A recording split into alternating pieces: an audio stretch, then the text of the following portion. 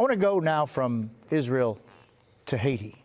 This morning in Haiti, the situation is deteriorating as police clash with gang members who are really creating all kinds of problems for the capital of Port-au-Prince. Yesterday, police said they killed a gang leader and 3 other members. But this escalating violence is coming at a time when really political future of Haiti remains uncertain. World leaders are struggling to agree on a transitional council, gangs threatening politicians to get involved in any council.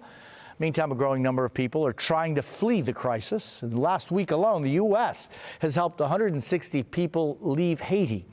NBC's Guad Venegas is with us this morning. Guad, great seeing you. The situation in Haiti, super concerning because it gets worse by the hour. It does, Jose. We still don't have a prime minister. There's no government, right? So it makes things very, very difficult. A lot of Americans have been stuck, and they've been reaching out to the Department of State and the state of Florida, trying to find a way out of the country after a large logistical challenge. The flights are now taking off and bringing Americans home.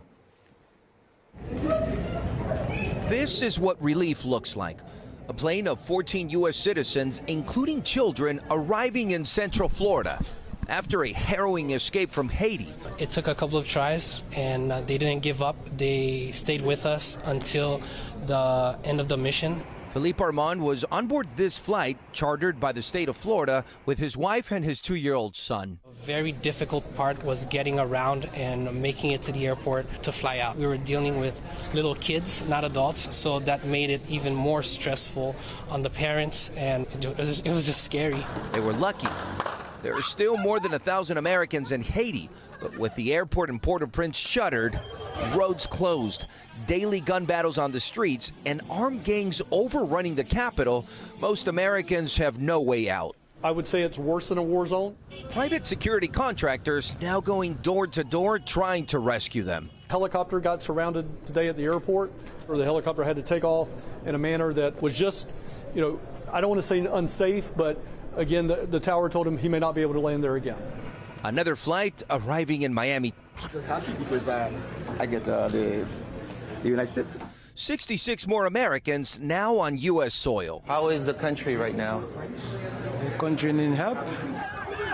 A country in chaos and people terrified for their lives, hoping to get out.